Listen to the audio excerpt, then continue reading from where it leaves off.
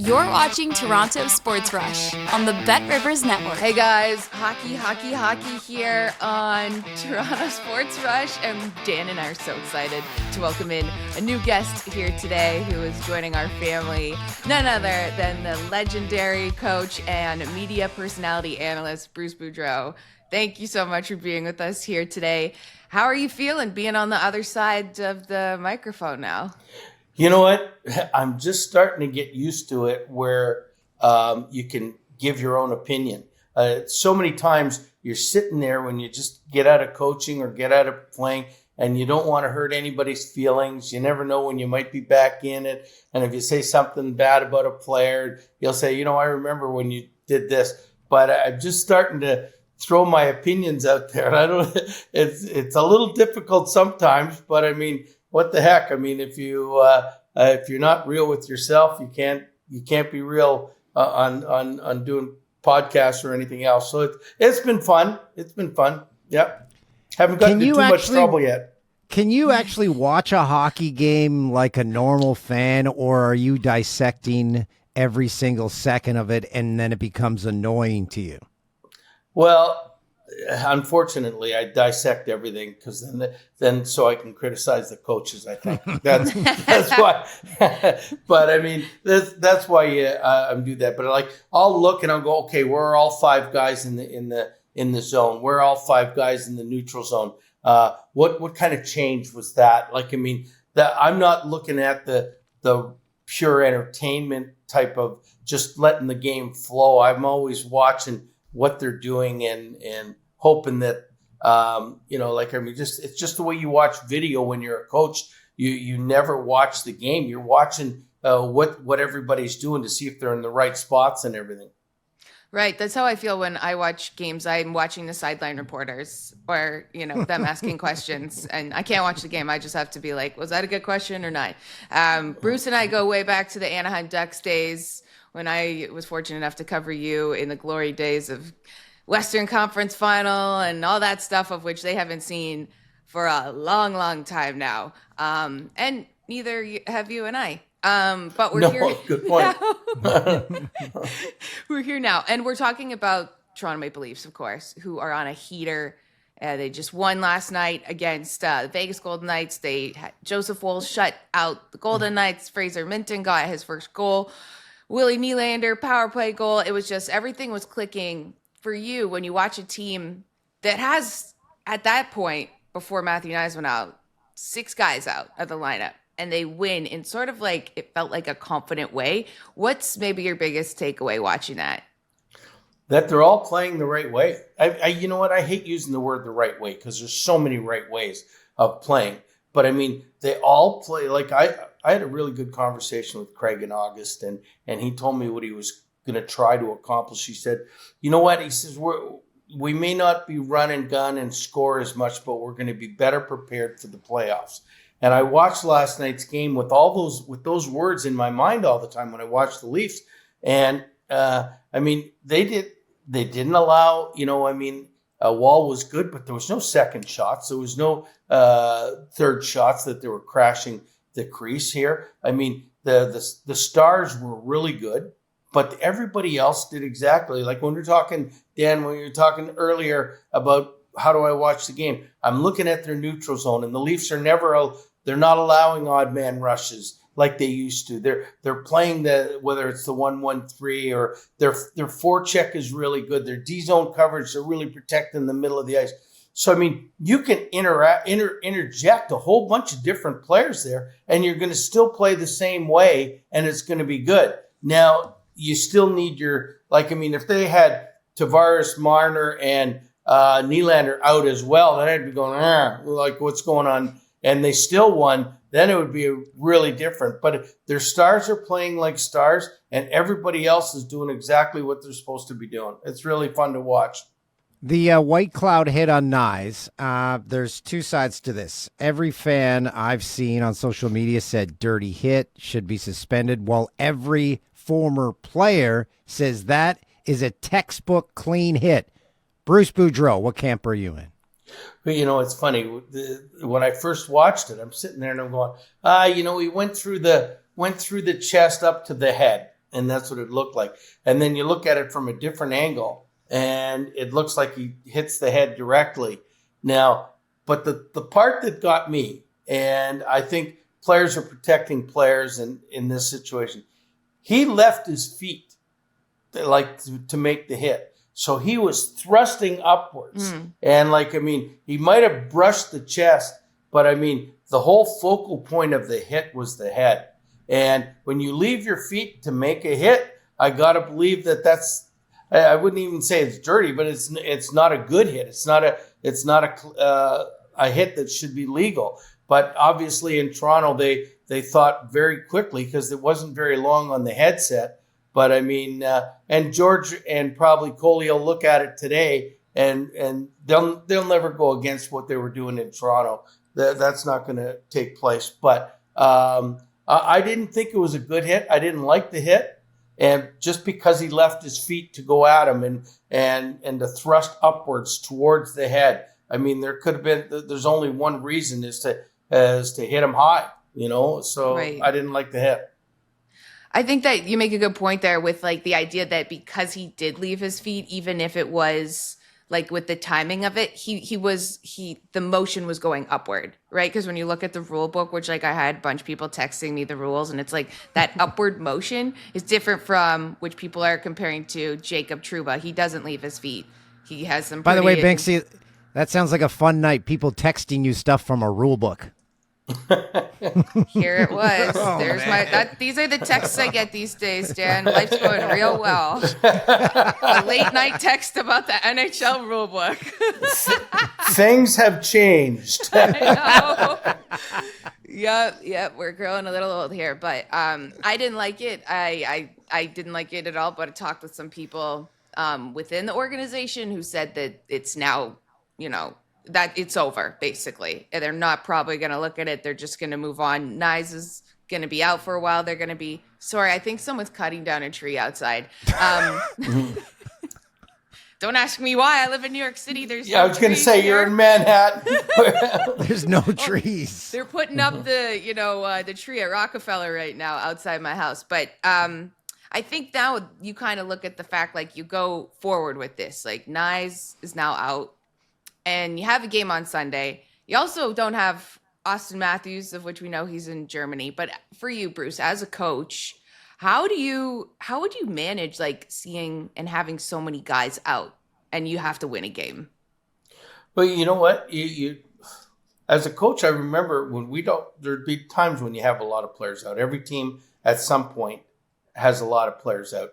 But I would come in, I would be excited. I'd say, boys, now we can show what we're really about here. To do things that I always use the line, doing things that other people think you can't do is the most gratifying thing in the world. So nobody thinks we can win. It's an excuse. Hey, we've got all our guys out. This is what's happening. And poor Fraser Minton saying, I'm in. What are you talking about? And it builds the team up a lot, and it makes them play better than maybe they're capable of, or they're at least more acute to what the directions are that Craig's given them right now. And you could see that they're doing all the right things, and they're playing hard. They're winning battles. They're doing all of these things. But I would really make it sound it's us against the world. Nobody thinks we can do this. Let's get out there and show everybody how wrong they are, how deep we are, how good everybody is on this team.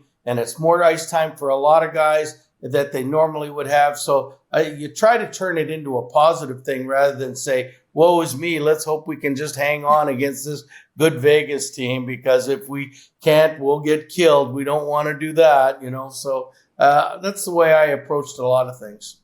One guy getting ice time was Nikita Grabenkin. Played 11 minutes, his first game. And after you can't really the game, prepare to say that one, eh, Dan? Grabenkin. Yeah, I think I got it right. And I saw something post-game that is a rarity in the Leafs room these days. I saw joy. I heard laughter. And I'm like, is this what they needed? Was this kid to play one game to actually bring it back to these guys? We're playing a game. We should be having fun. Well, he's having the time of his life. I mean, Yeah. he's a young kid, and he just got called up, and they ask him a question, and he says, forecheck, back check, paycheck. And I mean, everybody breaks out laughing. Team speak me back check, forecheck, and paycheck. This is what this kid does. But I mean, it's always great to see a young kid coming up so excited about playing. And listen, putting that uniform on for the first time is a pretty exciting thing. And you know what? He made a couple really good plays. Like, I mean, he had a great back check. He had a really good forecheck, good attempt to score right in front of the net. But so, I mean, it was a great first game for him. Bruce, I was thinking about you and watching William Nylander on both power plays and thinking about how you would have handled Ovi on being on both power plays and then handling Ovi in general. What is it like? What was that like as a coach? Well, I mean, even if I wanted him off, he wasn't coming off. So, I mean, I had to either to keep him on it or get into a fight with him. But you know what? Ovi, especially in his early days, I mean, he plants himself. He doesn't do a lot of skating. So even when the puck goes back, he stays at the far blue line and lets the other guys bring it up. So he wasn't overly tired for the 2 minutes. And I mean, if you're going to have two units, why not have the most dangerous guy in the league on both of them and let teams move, do something about it? The only thing I used to do sometimes is on the second unit, especially off a face-off with Alex, I'd put him in a different position. Like instead of the half wall that he's there, I'd put him on the right side or at the top of the point here. And because when he's on the ice, everybody's head is on a swivel. They're only focused on where's Alex. We got to stop the shot. We got to stop the shot. So, I mean, if they can't find him and teams and your rest of your players are moving around a lot, it makes for a difficult power play. But I mean, this year, Alex is in a different mode than he was last year. He is playing lights out. Like, I mean, I just did the last two games in Washington. He scored 5 goals in 5 periods. And his shot is back to where it used to be. But the most important thing, like Dan, you were just talking about joy in the Leafs dressing room. He scored that first goal. The smile was from ear to ear on him. For a guy that's scored 866 goals, I mean, it should be old hat, but he was as happy as you could ever be. So, I mean, I just hope he's not hurt too bad and he gets to continue that chase this year. Yeah, chasing a record. I remember thinking no Gretzky records will ever get broken, and here we are witnessing it. So that's why you got jump in your step, a chance to break a Gretzky record. Come on now.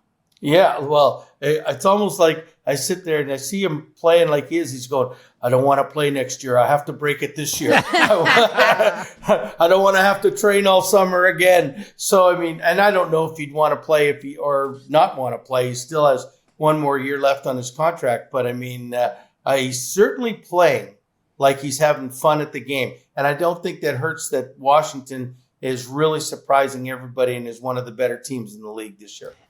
Bruce, when you were coaching him, just like one more, whatever, maybe more questions, I don't know. On when you were coaching Ovi, if you were to look ahead to now and be like, oh, he's still playing, would you have been surprised back then? Yeah. Yes and no. Like, I mean, when you accomplish as much as he did, the one thing with superstars, and like Gretzky quit after the 1 year in New York where he only scored 9 goals. You know, I mean, you get to the point when you're used to doing something, and when you can't do it every day, you retire.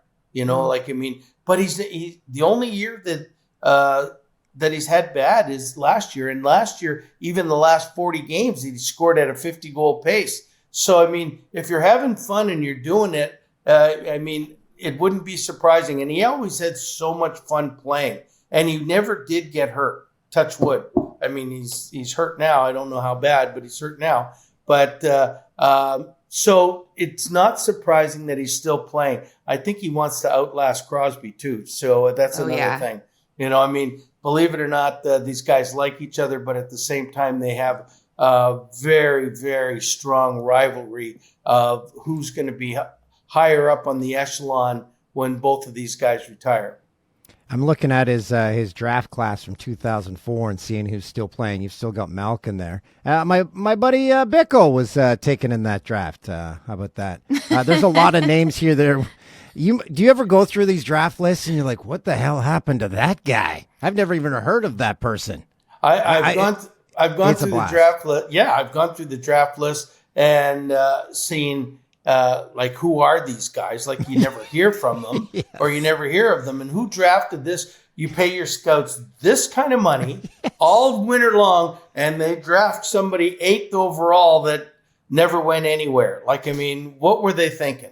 So it's pretty insane. I remember hearing from a scout who told me that a team was set to pick a guy in the first round, and who ended up going and winning a Stanley Cup somewhere else. And then the general manager at the time said, no, we're picking this guy instead, like at the last second. And then that guy never played in the NHL. And I don't want to say teams or names, but it was like, I remember talking to that scout and thinking what you just said, Bruce, like, you have these guys go everywhere and watch every game, and the minutia of like every single thing, and then just a guy will swoop in and be like, no, we're going to take this guy. It's just like, being a scout is so, ugh. Well, the GM, yeah, the last GM's pick of the 8th round of this draft was Pekka Rinne. 8th round, last pick. Yeah. Like, I mean, just because he's 6'6", I would have picked him earlier. But I mean, and Julie, the time you might even be thinking, I don't know, we don't want to mention names here, but in Anaheim, a team out west, let's just say. Yeah, it was Anaheim. I mean, all I know is the player that they drafted after they drafted one player was Dylan Larkin, and I think all the scouts wanted Dylan Larkin, and the GM wanted somebody else, and so he picked the other person, and the other person is no longer in the league. But Dylan Larkin is still going well. It's all about Bruce, projection. Yeah. I'm biased here because I call him a friend. Jim Montgomery acts by the Bruins and reading from the players. The players are essentially saying to management, you got the wrong guy here. You know what? And I agree. Like, I went on a rant a little bit this morning with Gord Stellick, and I said, here's a guy that in the last 2 years has won more hockey games than any other coach in the NHL. I mean, they set a record of 135 points. Boy, it'll be tough to break that record because the record before that was 1979 by the Montreal Canadiens. So, and even last year, I mean, they ended up in second place in the division, but excuse me, I think Florida beat them on the last day of the season or 2 days before the season ended. So, I mean, all of a sudden, why at the start of this year does he not have a contract extension? Why at the end of last year were they, you heard these rumblings about him getting let go at the end of last year. What could he possibly be like? Or is there something wrong that we're not hearing about? Because, I mean, that's the toughest thing for coaches, to accept when you look at how good a job he's done. And listen, I don't care what anybody says. I don't think Boston's a very good team right now. I don't like their makeup of the team. And everybody last year had career years. And what is a career year? It's a year you only do things once. You don't do it, or it would be, that's your career, right? So, I mean, they're not having career years right now. I think Swayman missing training camp really hurt. I think missing Ullmark as a backup to him has really hurt him. And so all of these things, but it seems like they were destined.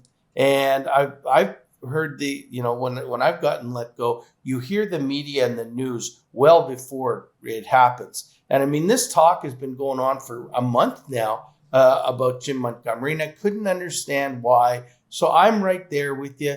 Good coaches get let go. The positive thing is now there's a whole bunch of teams going, I was going to let go of my coach. Now Jim Montgomery is available. Let's see what happens. And I think he'll be out about as long as he wants to be out. I mean, if I would venture to guess that this is one of those years. It seems to me that 4 or 5 coaches are going to be let go at some point, and Jim Montgomery will get back into a situation where he's wanted. And I mean, for some reason, it didn't seem like the Boston people were really enamored about him. But the next GM that gets him will want him and come after him. And then I think everything will be fine again. Right. Yeah. I was also surprised about that too. And Bruce, just like having been in that position yourself, like being a coach, having been let go, but then now hearing the media talk about it, like what's it like for you to experience watching someone else go through something that you have? Well, it's not easy. I mean, the one thing, when I knew, like, there was a couple situations where I knew that I was on the firing line. And once the media gets a hold of it, one person that's a powerful media person, it spreads to other people, even though they don't know what they're talking about. They're regurgitating what the original guy said. So you hear it all the time. And it's not easy for coaches. It's not easy for their families. It's not easy for their kids, to hear that this might be happening. I mean, the way I would tune it out is I would not watch anything sports related unless we won a game. I'd put on the NHL Network to look at the highlights. If we didn't win it, I wouldn't watch anything. I wouldn't read the newspapers. I wouldn't listen to local news. And you sort of keep yourself in a bubble, because I don't care who you are. The last thing you want to hear is negative talk about you or your family. It's tough. If every day you guys woke up and you heard about, hey, people telling you how bad the show is or something, boy, it would be upsetting every time you got it. So, I mean, as a coach, it's out there. And the worst thing is you've got to face the media blitz every day. The only time you don't have to face the media blitz is if you are in Anaheim and there's one guy sitting out there with a hat that says press on it and nobody's listening to them anyway. Yeah, Anaheim was great. There was literally no one that cared at all. No. We had a great time. Here's the blowback. Here's what I got to deal with, Bruce. After this, people will be like, Yeah. What's with your hair? Why don't you cut your hair? I want to tell people, this is my hair. Why does this concern you? I say Talk the same about thing. stressors. I say the Yes, same exactly. thing. Yes, Yeah. But Bruce, you have to admit, not having to deal with this now, your anxiety and stress levels must have gone down 3,000%. I sleep at night. I mean, which is great. I mean, yeah, you're still involved with hockey, but there's no real consequence, like, I mean, believe me, like, there's nothing more that I'd like to do, even at my advanced age. If somebody wanted to give me another chance, I'd love to get another kick at the can. But that's because you've been doing it your whole life, and this is the way you watch hockey, and this is the way you talk about it and everything. But the stress level is much less, that I can wake up and know that I'm not on the firing block. Right. So, are you announcing maybe your potential comeback or job opening? You have a LinkedIn available sign on you, right? I just know that if somebody called me, I would definitely be listening. Bruce, but I'm not actively going out searching for a job. But I mean, if somebody was interested, I would definitely be interested. Putting it out into the universe. I still had Hockey DB up here, and I had to check your draft year. Who went first round in your draft year? No, well, only into the WHA. No, in the NHL amateur draft. I went third round. Yeah, who went first? Who went first? Was it Mel Bridgman? You got it. I knew you'd know it. Mel Bridgman. Good, Paul. Mm-hmm. Last question I have.